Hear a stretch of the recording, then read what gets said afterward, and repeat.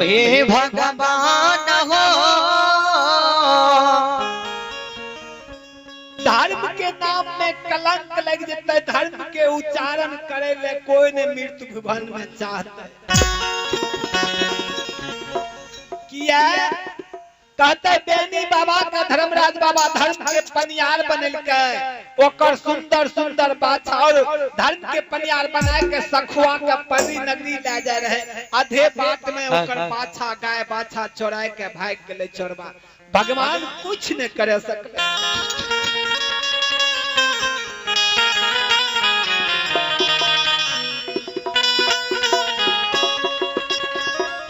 कहते महावीर जी हाँ जहिना दोनों चोरबा बेनी बाबा के बथान पर बाछा चोरावल प्रवेश करते तहना माया के विस्तार कर देवे आंख के आन्हर बना देवे जी हो हाय हे धर्मराज बाबा दोनों चोरबा सिटी बंद कर के पाछा चोराबैल बथान पर जाय छैया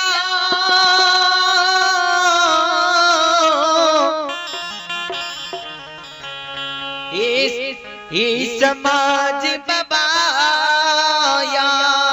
रोता भगवान धर्मराज बाबा माया के विस्तार करे चुके छे महावीर जी देर ने करू विलंब ने लगाबू जल्दी माया के विस्तार करियो हे बजरंग बली कहै छे केना करबे कहै छे हे महावीर जी धर्मा बचाबा लीला लगाबा धर्मा बचाबा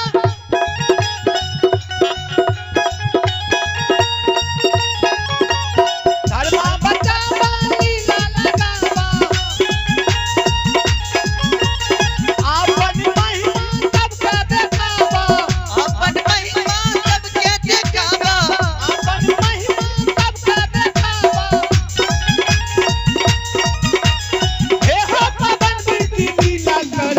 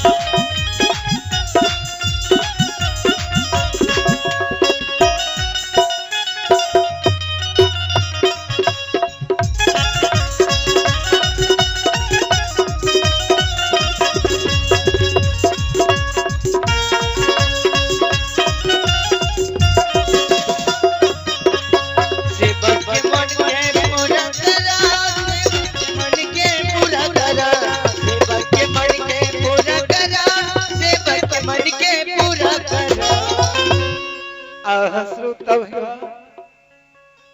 बाबूजी जय ना दुनो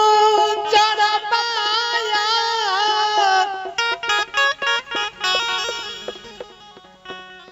बेनी बाबा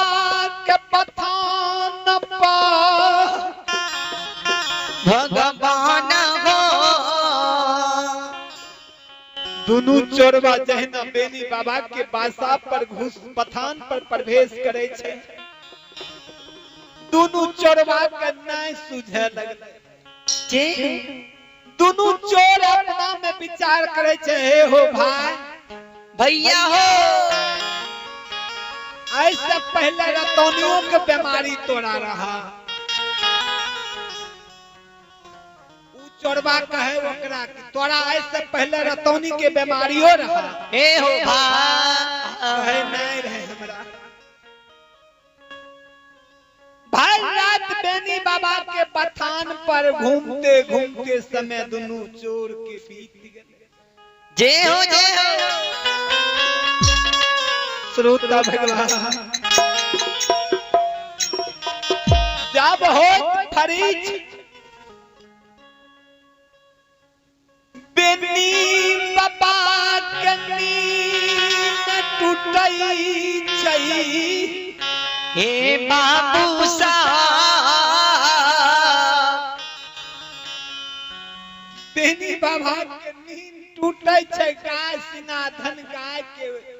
बिसुन नजर खिराबै छै दुनू चोर के देखै छै ओइ गाय के बीच में घूम रहल छै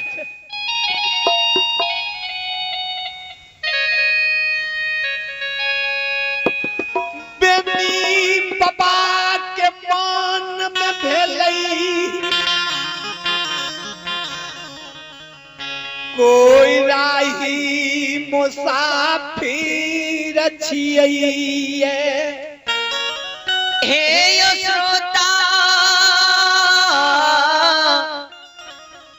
श्रोता भगवान या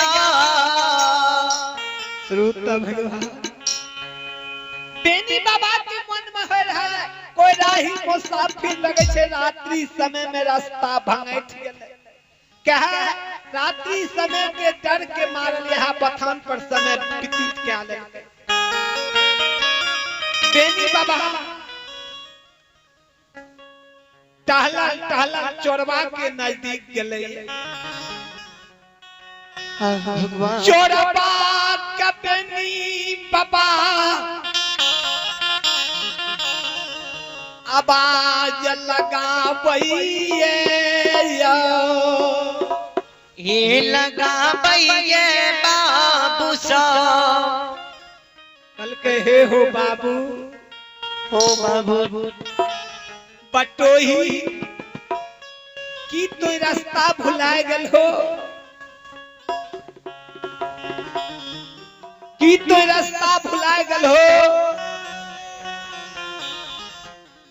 कि रात्रि समय में तोरा डर भेला ओइ कारण तो बथान पर समय व्यतीत कैल हो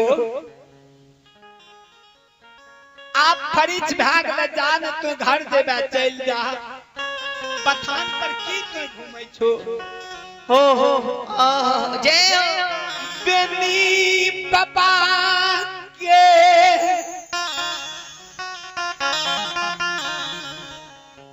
सबद के चोरबा सुनैये सुनैया हे बटोहिया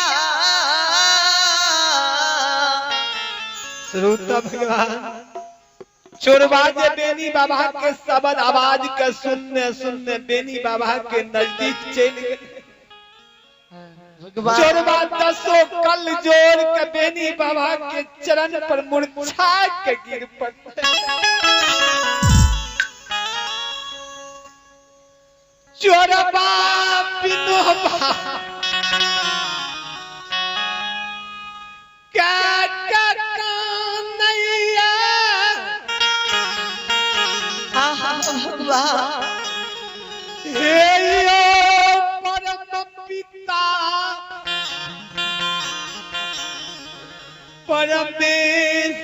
विधाता जी हे सबके रख भैया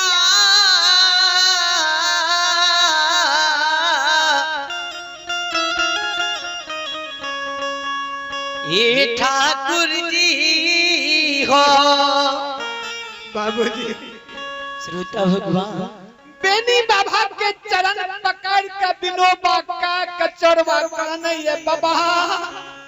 ए हो बाबा हमें राही मुसाफिर नहीं छिए कल के बाबू तब तो के छ बाबा हम दोनों भाई चोर छिए बाबा हो जब का यहाँ के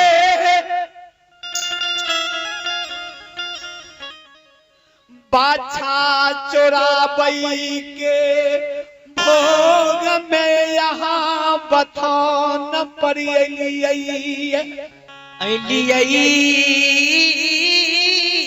अलिया बाबा जब के यहाँ के बाछा चोराबे के लिए यहाँ के बथान पर प्रवेश के लिए हे हो बाबा तब के भगवान हमरा आँख के आंधर बनाए भगवान के ना हो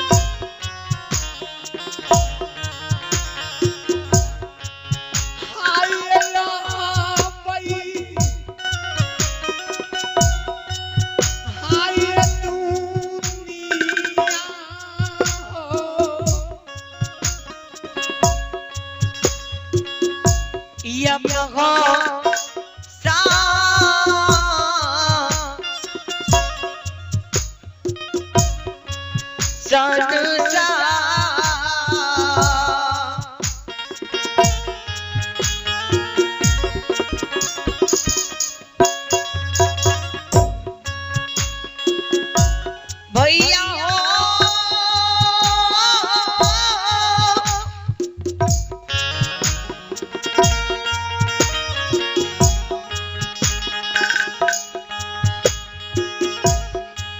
हो